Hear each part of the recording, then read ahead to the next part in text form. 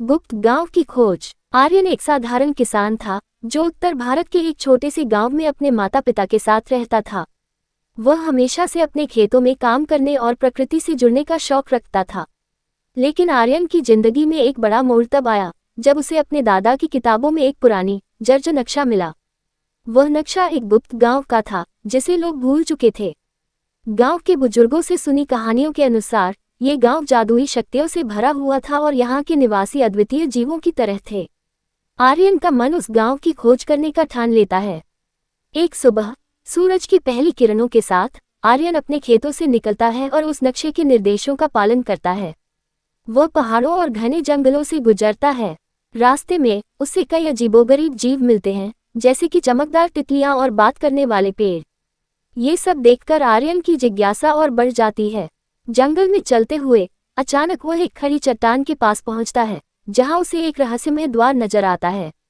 द्वार के पास एक पुराना गार्ड है जो उसे रोकता है।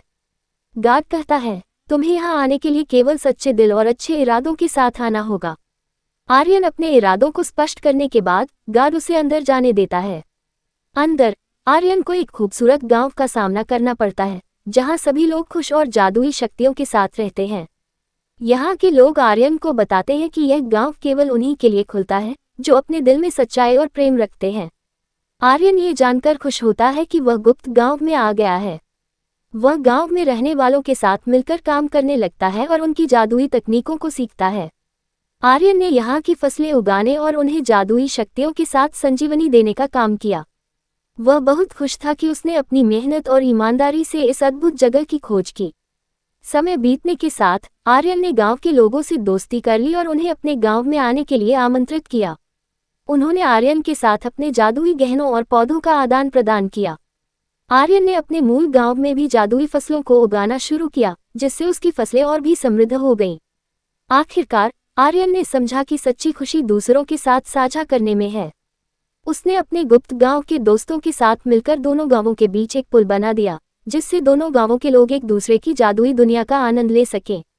इस प्रकार आर्यन ने न केवल अपने जीवन को बदल दिया, बल्कि अपने गांव और गुप्त गांव के बीच एक नई दोस्ती और सहयोग का मार्ग प्रशस्त किया। आर्यन के धैर्य और अच्छे इरादों ने उसे एक नई दुनिया में पहुंचा दिया, जहां उसने न केवल जादू सीखा बल्कि दोस्ती और प्रेम भी पाया। अंततः वह अपने जीवन में एक खुशहाल और संतुष्ट की